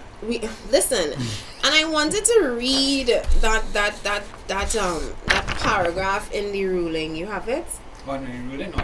No. I wanted to read that paragraph because Philip actually read it out aloud to me. He sent it to me on WhatsApp yesterday. I didn't read it at the time, but I saw him yesterday in person, and he read out that that paragraph to me on the Privy Council actually overturning the case. And it's an embarrassment to our judiciary. It's an embarrassment to our Chief Justice. It's an embarrassment to us being able to handle our own affairs. And the paragraph said, and for those who are unfamiliar, this case was brought forward by, I believe, members of the COP when some members actually left the party and they were running for the local government elections, and there was a leak within the party that said these members were no longer part of the COP. And they actually sent this to the PNM, which they used to say that the 3 persons who had entered into the local government race were not actually members of the COP, therefore they should not have been allowed to run. And the political leader at the time, Glenn Ramadan or Prakash Ramadan, he would have made a statement to the news media which was then used against him as defamation. And the case went all the way to the Privy Council, in which they gave their judgment. In a free democratic society, it is almost too obvious to need stating. That in itself is a slap. This is the Privy Council telling our High Court and our Court of Appeal that in a free democratic society, it is almost too obvious to need stating that those who hold office in government and who are responsible for public administration must always be open to criticism. Any attempt to stifle or fetter such criticism amounts to political censorship in the most insidious and objectionable kind. I read that out because, like I said, right now we have our political leader and a couple other cases within that are in the High Court right now that are claiming defamation, and the cases are being brought forward by people in politics, the Prime Minister being one, having served Philip with a lawsuit for asking the questions on Udicut. Udicut itself brought 3 lawsuits against Philip concerning questioning the expenditure on the President's house, the President's cottage, and the Red House. And then we had the chairman of Udicut, again, part of a state body, bringing these cases against because Philip for asking these questions. And like the Privy Council based in London said, it is almost too obvious to need stating that if you are in politics, if you are in the political landscape, you should be able to face criticism. You should be able to be open to questions. And the defense, you trying to deflect through using the courts is actually an abuse of your political power. And it's an abuse of the courts itself, because I mean, I was speaking to a lawyer who's not from here, and he's saying that he was amazed at the way we use our courts in terms of defamation lawsuits. It's almost like a bully on the playground, knowing that I can go and use the courts to further bully you and get you to shut up. And the thing is, whether they win or not, the goal is to tie you up. The goal is to tie you up, because when you look at it, when you have 3, 4, 5, 6 lawsuits coming at you at the same time, it's not cheap to fight a case in Trinidad and Tobago, right or wrong. It's not like you can say, Judge, oops, I didn't do this, I didn't mean this. The case has to go through the proper legal process, which can sometimes stretch months, years. I mean, this case it happened all the way back in 2016, I believe, and it's now 2020, and it had to go through all of the stages: High Court, the Court of Appeal, and then the Privy Council. But my question is, and it's why I'm tying it into this overruling of the sedition case, of the sedition, the overruling of the ruling on the sedition law. Is it that in order to get due justice in this country that we have to go outside of this country? And you get that feeling. You get that feeling that you can't trust the courts of Trinidad and Tobago. And that's a sad and scary place to be, because the courts, in effect, can almost be weaponized against you, and they can almost be used, like you say, to bankrupt you, right or wrong, into silence. And I mean, stress you out, because somebody else who is not Philip and who doesn't have the tenacity and the broad back that he has would say, okay, you know what, maybe it's time I shut up, don't ask these questions, nobody else asking it, why should I ask it, and face the heavy hand of the court. But that is actually why we have to push against this. And I swear to God, if I have to go and find the money and beg, and actually I am actually trying to find the money and beg, so this is a good time to plug donating to the party. Go to peptt.com click donate and click donate, because we need your help. We need your help to take this as far as the Privy Council if we need to, because clearly that is the only place where we can get justice in this country. It is almost too obvious to need stating that our politics and our courts seem to have been hijacked by a very small minority, and it is troubling as an average citizen who is looking at the money that we're spending, who's looking at the things that are being neglected. And I mean, I have the in my next topic to discuss, I have my our education minister saying that they're not giving up on our nation's children, and this is in response to all of the recent examples that we have of violence happening in school. We had that student who broke the glass of her teacher. We had a student who was raped in the Barrett area. I'm going to call the wrong school name, but it was a student, a form 3 people who was raped in a school. We have cases of violence happening all around, and the money that we're spending on other things, I'm wondering, why is that not being used to better our education system, develop our communities so that we don't have poverty being on the rampage like it is right now, which is in fact impacting students and their ability to learn. Without poverty, we won't have crime. Without crime, we will need a transport service to drive prisoners to the court and back. To and from. Right. But back on the point that I was trying to make, citizens should be able to question the government, and when you ask questions, you shouldn't be penalized for it through the court system, and I'm seeing too often where the courts are being used to do that. And again, I have to say, people like Frank C. Prasad, the few remaining ones here, and giving us some hope, but then the fact that his ruling was overturned is concerning again, and I asked the question yesterday, do we need to now take this all the way to the Privy Council? I say if they want this Sedition Act, let's charge everybody for sedition.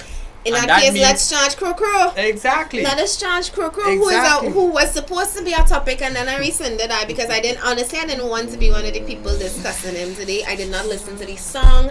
I saw some of the lyrics and I was absolutely disgusted. I was actually reading, when we were during the commercial break, I was reading a few lines from one of his earlier songs, and it is clearly political and PNM propaganda being used to further what is a very clear and obvious political agenda.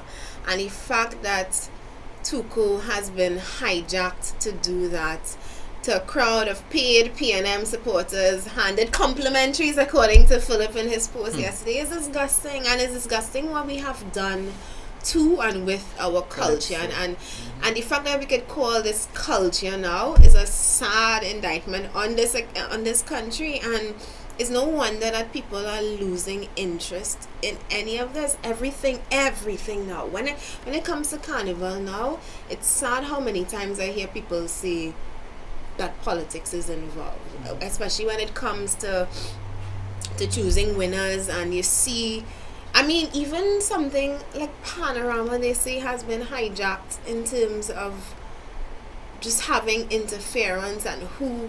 And I mean, I have everything no is proof. games. Everything. It's games, and it's sickening. When the politics has leaked over into the culture, you know that we have a serious problem. And for some people, it's why they choose to abstain from the festivities. It's why some calypsonians are no longer bothering to enter the calypso competition, because they know that they already have their chosen ones in the back room, and things that if you say aloud they might want to sue you for and tell you come and prove it. But we know as a nation what is happening, and we're seeing it happening, and who do you turn to? There isn't a Frank C. Prasad and a Gary Griffith in every arm of state, in every arm of the country, in every arm of culture to turn to, and it leaves citizens with a sense of hopelessness.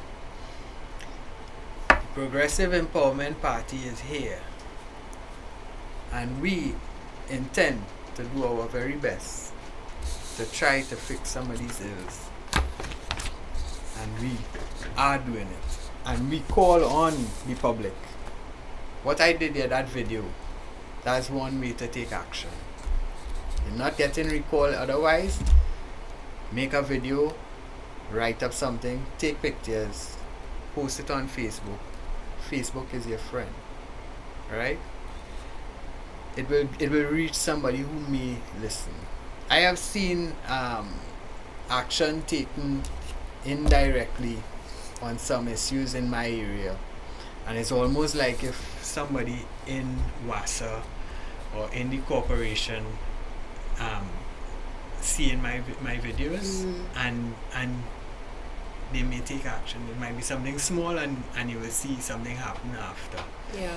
And I didn't notice that until someone I have as a friend told me, say, how come every time you post something you see like a whole patch or water come the next day? Yeah. I said that could be a coincidence, or we might have a angel in one of those public offices. And that's what we need. We need angels in public offices who may have some pull and could do something. I know for a fact. We need to shame them. We need to expose them. That's what we need to do. No, but on the other swing of it, you enter into, you get a job somewhere.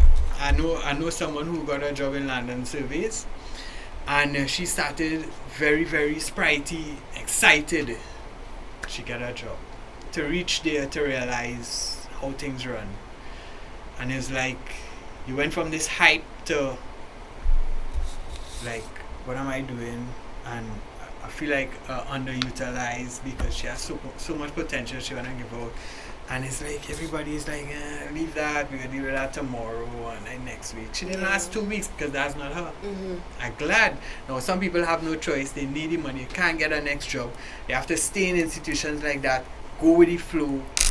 Right? I know an instance where a guy was working WASA and he worked for me, so he's a real workman. And they would tell him, hey, sit down and relax yourself. You're working too hard, you're making us look bad. Right? So when 20 people telling you that, when productivity is something to not strive for. What you can do, so it have people in these institutions, they want to work, but management, it all boils down right back up to management. Boils down to management. Our head of PEP Media, Satish Ramsaran, he made a comment yesterday, and I forgot to tell him that I completely agree with it, where he said we should do a who has the biggest pothole challenge. Get people to send pictures of their pothole and see who has the... I mean, it's sad and it's funny, but it might actually work. We have enough memory storage to store all them pictures.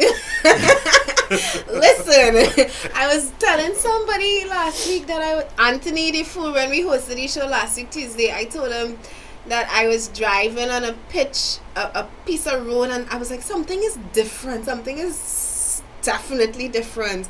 And I realized, oh my God, I didn't go down in any holes. This road was paved, and I was so happy and excited, and it's sad because a paved road is get you so excited. Privilege now. Like it's like you don't feel it's not a right. You feel like if you get this, like you're lucky.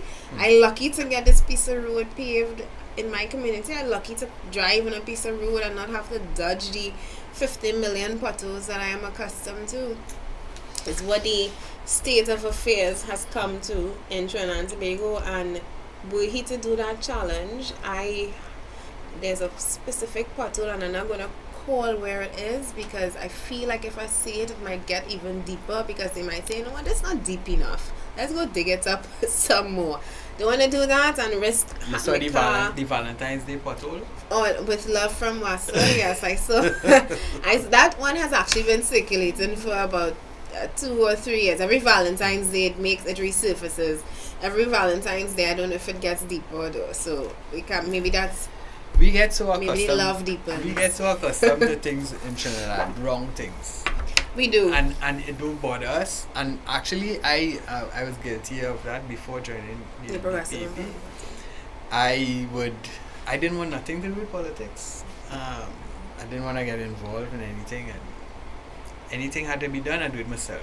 The road going up by us, when I realized we wasn't getting it, I started to do it with the neighbors and thing, and we started to pitch the road and cut and all of that. But it's not right. It's not right. Why should we do that? Yeah. Why should we do that? Let's just fix it. Let's just fix it. And to fix it, we have to stay in the finger. Use your finger. Yeah. So many things can be fixed with just this finger, not the middle one. This finger. We can fix our entire nation, and it sounds oversimplified, but it is really just that simple. For all of these citizens who, you don't have to join a political movement, you don't have to become a member of the Progressive Empowerment Party, you don't even have to donate to us, even though I will encourage you to donate to us because we need your help to do this. Yeah. But for those who can't afford it, or for those who would rather not be actively involved in politics for whatever reason, even though I encourage everybody to take so much, to put the time and effort to be involved in your democratic process, because if you're not involved, somebody else would make the decision for you. But if the only time that you exercise your right as a citizen in this country, or if ever there's a time to show your patriotism, is on election day, our next general election, because like the caller said earlier, what is the crime plan of the PNM, which was in itself an oxymoron. Like he said, there is obviously no plan, and it can't continue like this. Murders are now, we didn't even touch on murders today because murders have become the norm, which is in itself so sad. Like the fact that this country kills more people than freaking Baghdad right now per capita. It is really, it's a sad indication of where we are as a nation. And to fix it, you need to vote a government into office that understands how to fix it. I sat down with I sat down with somebody last week, no names being called, and he has a political party, and I asked him, what are your plans and your policies? What is your policy on crime? What is your policy on healthcare? What's your policy on education? He said, I'll consult the policy and get back to you. Deal with a government, deal with a political party and a political organization who knows what they're going to do. They're not just saying we're going to fix crime. They're going to tell you how we're going to make the police service functional, how we're going to clean up white collar crime, how we're going to secure the nation's borders, how we're going to stuff the containers, how we're going to rebuild the communities, how we're going to establish a community board of supervisors so that you have somebody in charge of education, health, public works, public utilities, security. Vote a government into office that knows what it is going to do, because we have had for the past 56, 57, going on 58 years, governments just talking and not telling you how they're going to do things. And this is how we end up trapping ourselves. We vote on who look like who and who don't look like who, and we vote fool me the best. And who fooled me the best. Faris Alrari stunted his way into government back in 2015. Only the policies the PP has, I always say they work together. They're like a chain, like links.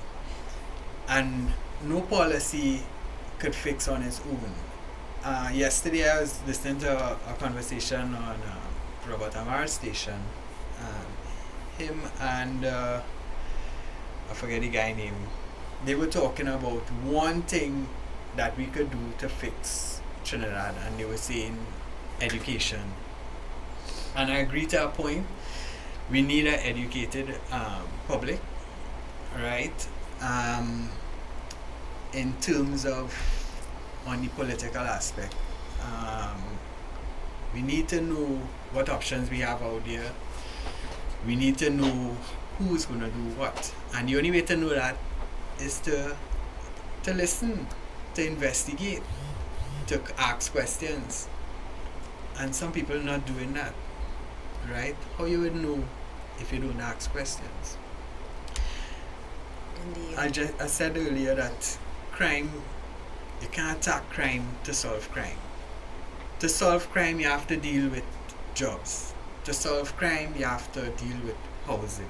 To solve crime, you have to deal with healthcare. To solve crime, you have to deal with the schools. Mm-hmm. It's everything you have to deal with on a small scale. We deal with everything, and then crime will start to fix itself. And if after we fix those things, and who still wants to remain in crime with all that opportunity in terms of being able to own a home, having a job, being able to go to the hospital and not have to wait or get sent home to die, right? If you still choose to do crime after that is fixed, then we come after you. Yeah. And that will be a small percentage because nobody wants to get into crime. People are forced into crime. And so funny you say that. I remember having a back and forth with somebody on Facebook who said that the boys in his community, they're not broke, they have money, so what they're killing for. And I said, you understand that when something happens over a period of time, it becomes a culture, right? Mm-hmm. We no longer have crime happening in pockets. Crime is now a culture for people. Murdering and killing and robbing and raping is actually a culture for people, and so especially in the communities where this is the hot spots and where this is prevalent. You literally grow up in a situation where crime is part of your culture, and of course it's going to become something that you don't even flinch and think about. You think people killing people care? You think they think maybe the first time you did it was like, whoo, but by the 5th, 6th, 7th, 8th, 9th, 10th body, killing is something you do. This man taking away my turf after killing, or this man disrespect me after put a bullet in his head. And exactly what you said, when you don't deal with the root causes of crime, which is the community, the broken communities, the broken homes as a result of poverty, as a result of people being not educated properly, because it shows that areas that have higher levels of education have lower crime. And when you're not dealing with these root causes, you would have people like the Minister of Education bumping his gum saying we care when you don't actually care, because if you cared you would actually go in to the root cause of imagine these if some of that issues. money that we spending, the 400 million highway that we don't need, if we take some of that money and even in the communities we give the pan man, we say, okay, cool, listen, we want you to teach children pan for free, we're gonna pay you. Yeah. You tell your children in the area, okay, listen, anybody want to learn pan, go to this pan theater, sign up, learn to play pan, learn to make pans, right? Government now, we hire the pan maker, and we mandate him, look, listen, we want people to know how to build a pan, how to make a pan. Yeah. And not in no jokey talk way, that's what they do. I went to a school the other day and I saw they had a section with a pan workshop, but it dilapidated, it mashed up. You could see that it's not being used, right? Probably that's because they didn't hire a pan man to do that. They don't have the money for that. They never have the money for the right things. Never have the money for the right things. But we have the money to go and build over our own new airport terminal, which I don't know how we full in that terminal. Listen, Akia, callers, we have just about 11 minutes left for the show. If you want to call in, drop a greeting, say hi, or just give us your take on everything that we discussed today, you can call us on digital number 347-4737 or B-Mobile number 684-9107. Those numbers again are 347-4737 and 684-9107 if you want to give your take on everything that we were discussing today. Back Please, to I the, was thinking of singing Croco song, but then they might charge me for sedition. Because you're not Croco. No, but you can't sing it because he was in charge. Kidnap them. That's not what these songs say. You know, listen. They don't talk about Croco now, right? They don't talk about Croco. When I listen to PNM propaganda, I have to wonder, you all realize, and especially to the PNMites and the PNM diehards and the supporters, when they say them thief and I wonder if they understand that the PNM government has held over 45 years. That's it. Of our 57 years of independence. I wonder if they realize that the PNM government is the sole, I don't want to say the sole, but largely they had the most opportunity to fix things, and they had the most opportunity to create the damage that they have created and perpetuated on the society. So when they say lock them up and jail them and prosecute them, who are the exactly speaking of who are they speaking to? The UNC who held 2 terms? Like, who are they speaking to?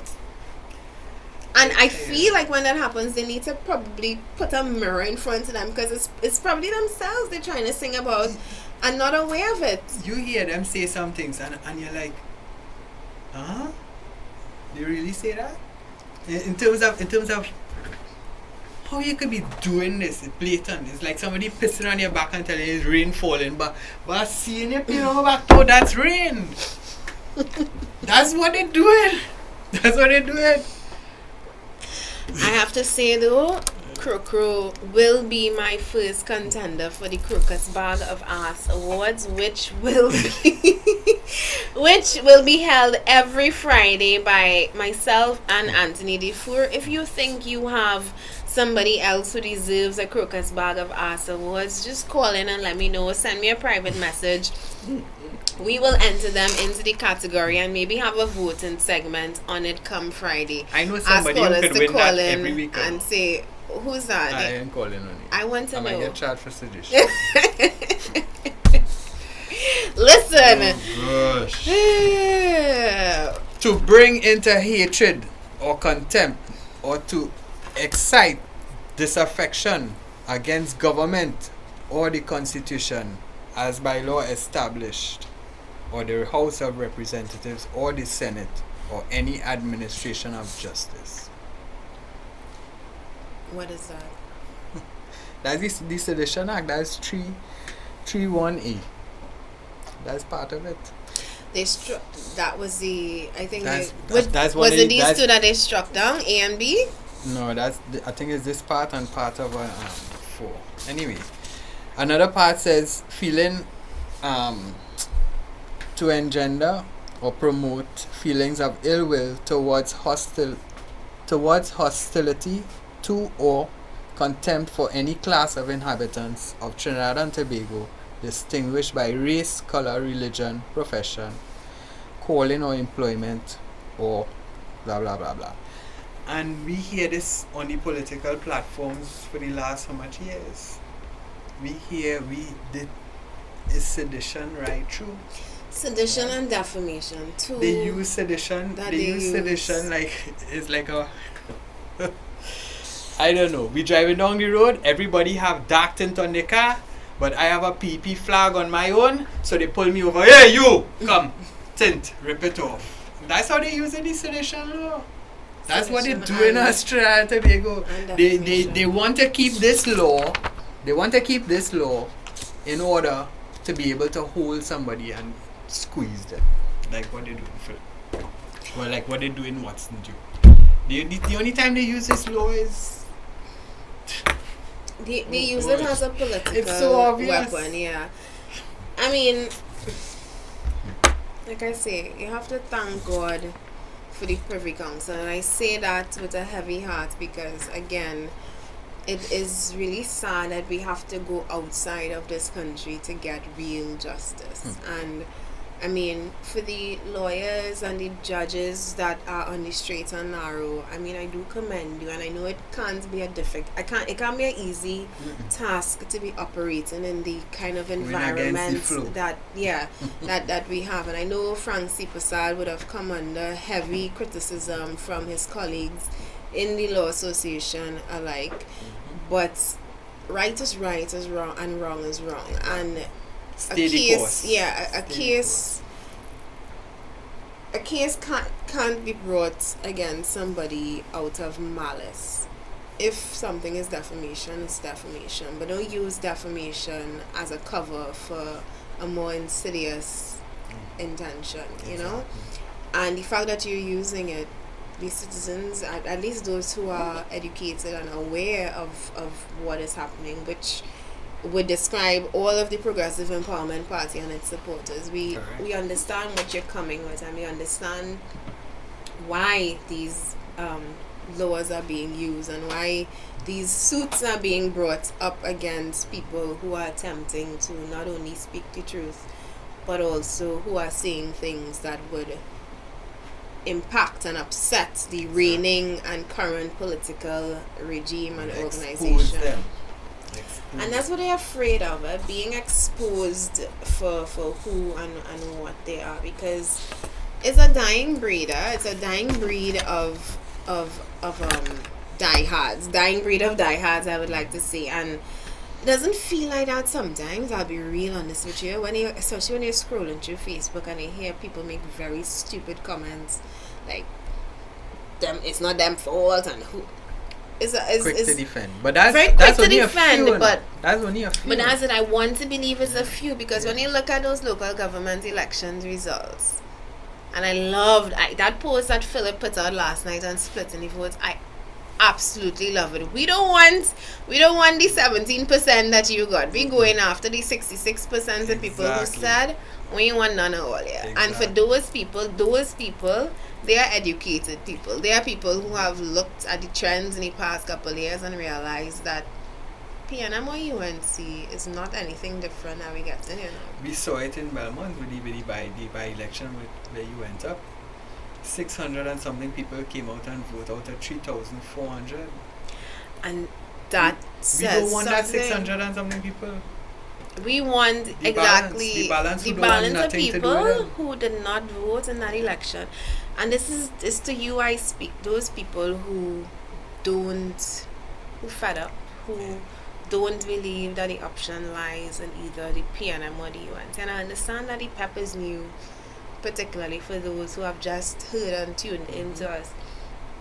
But one thing you must never give up is hope. And I am a strong believer in hope. And I understand that, like an abused woman, when you get hit for the 50th time, there's no hope that the situation can change. But there is always a level of hope. Sometimes the hope is you. The hope is yourself. The hope is that abused woman not waiting for a messiah to come and take her out, but that hope is her taking herself out of the situation. And that's what we are asking you as citizens to do. The hope is yourself. We speak hope and opportunity, but sometimes the hope has to be you. You have to be your own. You have to determine your own destiny. How this song go? Oh God, what is that song? That our theme song? From Deeper. Oh gosh. How does that line go? Something is your destiny. God, if I had remembered it, it would have flowed in really nice there. And the song is in my head. I'm hearing I'm hearing the beats, but I can't remember the lyrics. But your destiny is determined by you, people of Trinidad and Tobago, and the actions that you take. You are the ones who will determine where the next 5 years of your life will be. You are the ones who will determine how your children grow up, how they're educated, how they are, what jobs they get, whether they get a job at all. You're the ones who will determine whether or not you have secured borders, whether or not you have a cleaned up police service, whether or not you have an MP that is actually in his office and not palancing himself in Parliament. You're the ones who will determine whether or not we have laws like sedition laws and defamation laws to be used to hurt the people rather than strengthen our democracy and our freedom of speech. You determine our destiny, and it's all in your finger. And wrap up. It's 8 o'clock. Anything else to add from you? Well, once again, Trinidad and Tobago, we need your help. We can't save you unless you want to be saved. And we need your help to do that. However, figure it out how you can help. It don't have to be anything big. It could be small and not talking money. It could be in action. Right? Well said. Help us to help you. Right? Indeed.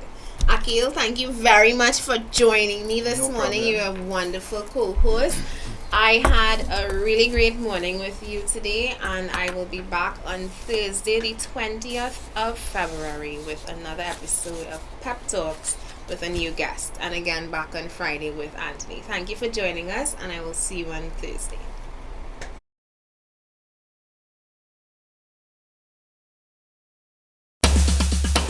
Hey! There we go!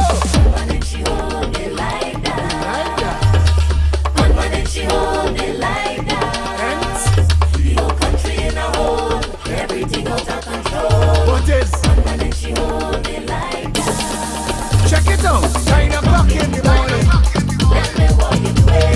9 o'clock in the morning. 9 o'clock in the morning.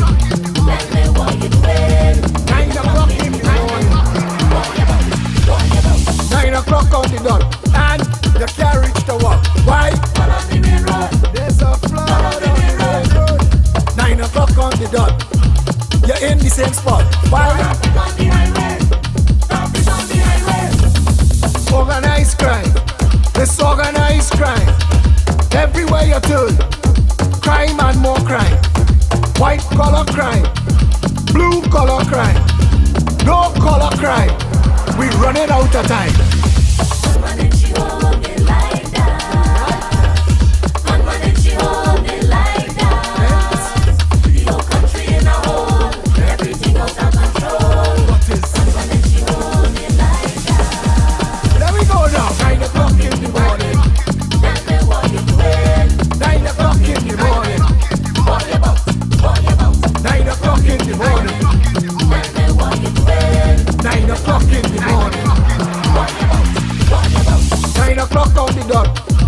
No food in the pot. Why? All on the main road. All on the main road. 9 o'clock in the day. You can't see your way. Why? Traffic on the highway. Traffic on the highway. 9 o'clock on the dot. No food in the pot. Bills, bills, bills and more bills. Bills, bills, bills and more bills. Nothing to walk. Nothing to walk, nothing to walk, nothing to walk, nothing to walk, nothing to walk. $3 trillion spent, nothing to show. That's how it go in a land named Trinbago. Check this. Nothing to walk, nothing to walk, nothing to walk, nothing.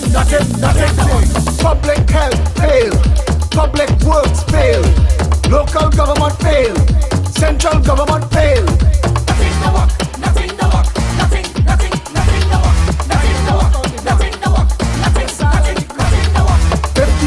Years, tears, tears, tears. 57 years, prayers, prayers, prayers. Nothing to walk, nothing to walk, nothing to walk. No bread in the kitchen, no gas in the car, no water in the pipe. Everybody by the bar, hole in the pavement, hole in your shoe, hole in your wallet. There's only holes for you. Nothing to walk, nothing to walk, nothing to walk.